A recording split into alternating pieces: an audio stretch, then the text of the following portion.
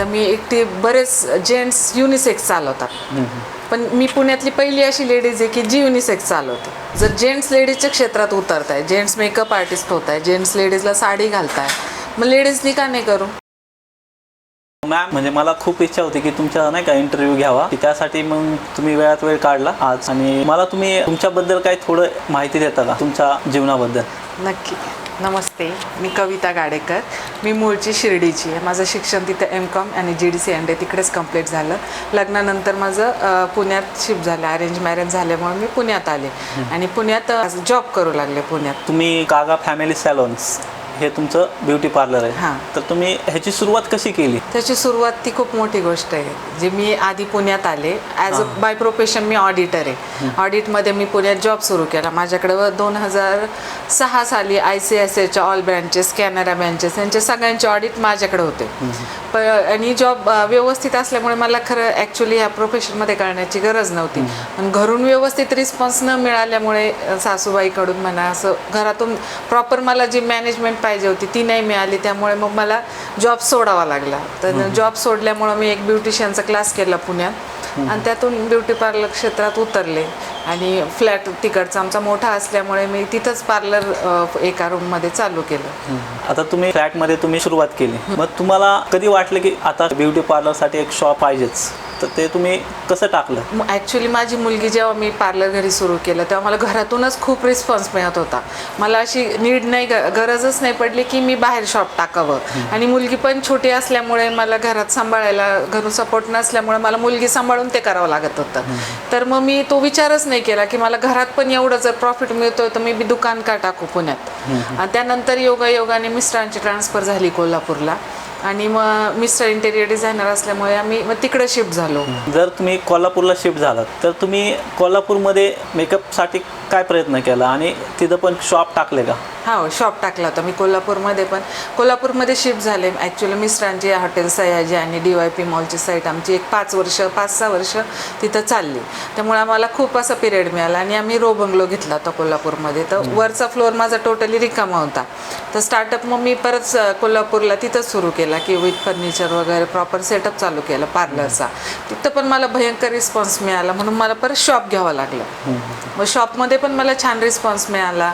त्यातून मला बरंच अजून ॲक्टिव्हिटी करायला मिळाल्या कोल्हापूरमध्ये. आणि शॉपमध्ये पण माझं कविता ब्युटी पार्लर नावाने तिथं शॉप खूप दिवस चाललं कोल्हापूरमध्ये पण आणि व्यवस्थित रिस्पॉन्स होता. आणि आता जर आपण पाहिलं की कागा फॅमिली सॅलॉन्स म्हणून तुमचं एक ब्युटी पार्लर आहे, ब्रँड झालाय माझा. हां, कागा हे नाव का सुचलं ह्याचं काय तुम्ही सांगू शकता? आता मी असं फिरते ना प्रत्येक ठिकाणी beauty parlour, Savita beauty parlour, Kavita beauty parlour, golden go beauty parlour, असे नुसतं फक्त नावच आहे की ते एका वेळी पुढच्या लेनमध्ये गेले का परत ते रिपीट होतात. आता कागा म्हणजे कविता गाडेकर का के आणि जी असं करून मी केलं. हे नाव कोणी मी आता रजिस्टर केल्यामुळे कोणी माझं कॉपीच करू शकत नाही. हे नाव रिपीट होऊ शकत नाही. म्हणजे आता मी एक ब्रँड करून टाकला की माझं नाव मला विचारल्याशिवाय तू कुणी दुसरं कॉपीच करू शकत नाही. त्यामुळे तो एक आणि माझे प्रोडक्ट वेगळे, माझी सर्व्हिस वेगळी आहे. सगळंच खूप फरक आहे बाकीच्या ब्युटिशियनमध्ये आणि माझ्यामध्ये. कोल्हापूरमध्ये तुझ्या तर जीव रंगला ही जी मालिका आहे, तर ह्या मालिकेमध्ये तुम्ही मेकअप केलाय असं मी ऐकले. तर ह्याचा काही किस्सा तुम्ही सांगू शकता का? हो, ॲक्च्युली मी तिथे पार्लर टाकलं ना याच्या आधी पण मी एक मूवी केली होती मराठी, मला आता नाव आठवेना. ना तिथंच होते माझ्या बंगलोच्या शेजारीच होते. त्यामुळे मी तिथं ॲज अ ॲक्टर म्हणून म्हणजे काम केलं होतं. तर त्यातूनच मला हे पुढचे असे एक प्रोजेक्ट मिळत गेले. मग तो पिक्चर झाल्यानंतर सिरियलमध्ये पण मला बऱ्याच दिवसाची ऑपॉर्च्युनिटी मिळत होते, पण बाळ छोटा असल्यामुळे टायमिंग मला जमत नाही म्हणून मी ती खूप काही करू शकले नाही तिथं. थोडक्यात केलं, एक माझं पब्लिसिटी व्हावी म्हणून थोडासा मी घेतलं तो 2-3 शूट. बाकी नंतर मग मी नाही करू शकले, लहान बाळ असल्यामुळे 2 वर्षाचंच असेल माझं बाळ. त्यामुळे मग मी शूटला दिवसभर थांबू शकत नव्हते. मग मी शूट थोडेसे त्यानंतर कमी केले होते. तुझ्या तर जीव रंगला ह्या मालिकेला ज्यावेळेस मेकअप करत होतात, कलाकार लोकांसोबत तुमचा अनुभव कसा होता? कलाकार लोक भरपूर सपोर्ट करतात, छान असतं, स्वभाव पण असतो त्यांच्यात, ॲटिट्यूड पण नसतो, आपल्यासारखेच असतात नॉर्मल. रानाला तर बॉल खेळायला पण आवडायचं माझ्या बाळाबरोबर, असं काही नसतं त्यांच्यात, अजिबात ॲटिट्यूड नसतं. नंतर बरेच दिवस कनेक्टमध्ये होते, आता थोडंसं जरा बंद झालंय.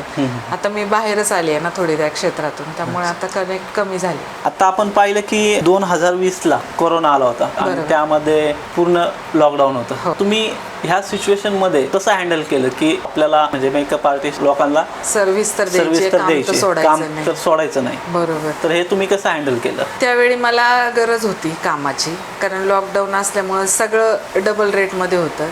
त्यावेळी मग मी एक कार हायर घेतलीच डायरेक्ट माझी स्वतःची, त्यात सगळं माझं सामान ठेवलं आणि जिथे मिळेल तिथं ऑर्डर मी घेत होते.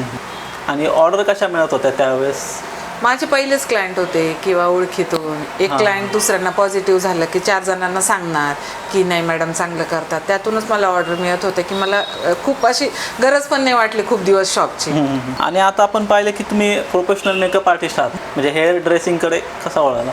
कसं होतं मेकअपमध्ये खूप 3-4 दिवस लग्न चालतात. पहिले लग्न 1-2 दिवसात संपत होते, आता 4-4 दिवस मला फॅमिली माझं बाळ सोडून आउट राहताच नाही आहेत की तुम्ही मेकअप ऑर्डर मला घेताच नाही आहेत. सपोज इथं पुण्यात मी आली तर मी अपडाऊन करू शकते की सकाळी जाऊन संध्याकाळी. तर महाबळेश्वर, लोणावळा डेस्टिनेशन वेडिंगचे मेकअप असतात माझ्याकडे.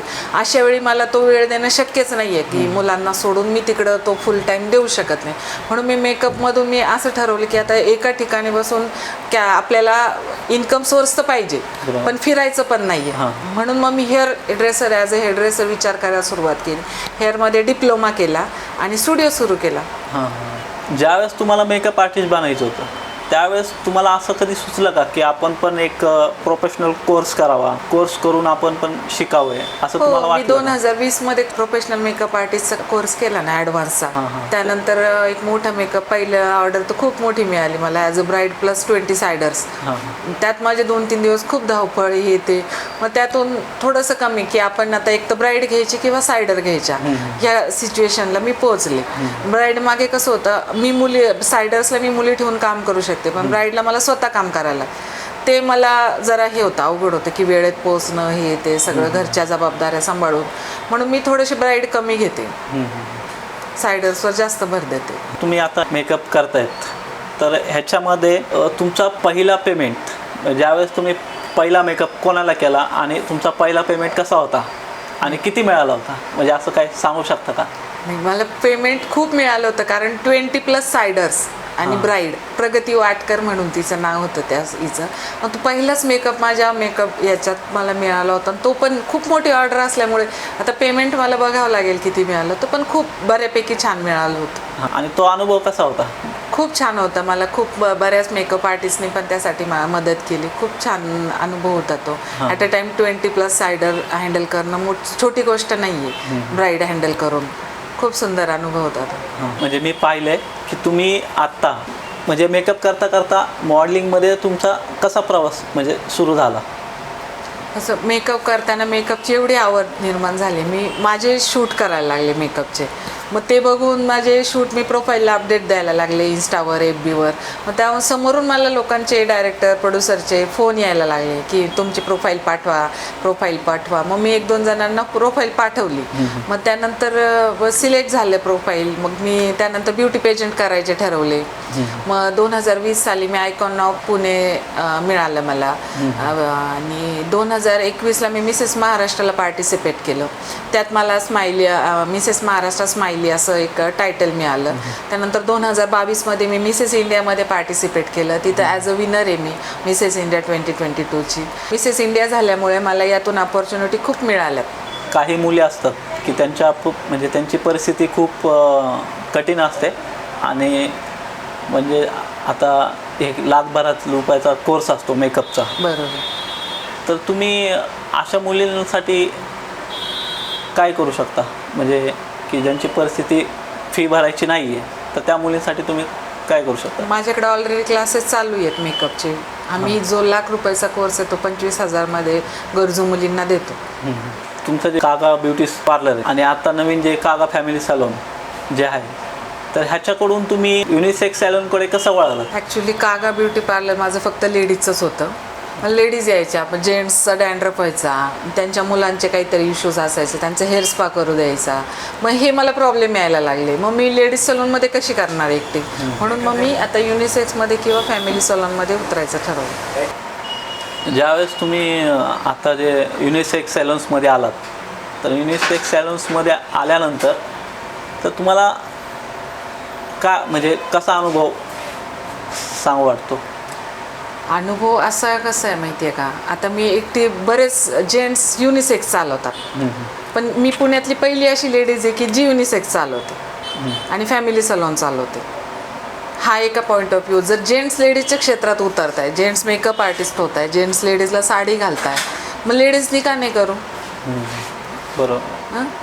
जेंट्सचे भरपूर करण्यासारखे बाकीचे क्षेत्र, हे क्षेत्र ते क्षेत्र नाही. पण जर तुम्ही काही गरजू लेडीज मेकअप आर्टिस्ट बनतात, काही थोडं काम घर सांभाळून थोडं काम करू इच्छितात, मग जेंट्सला बाकीचे फुल टाईम आहेत ना करण्यासारखी बरीच कामं, त्यांनी काय या क्षेत्रात उतरावं?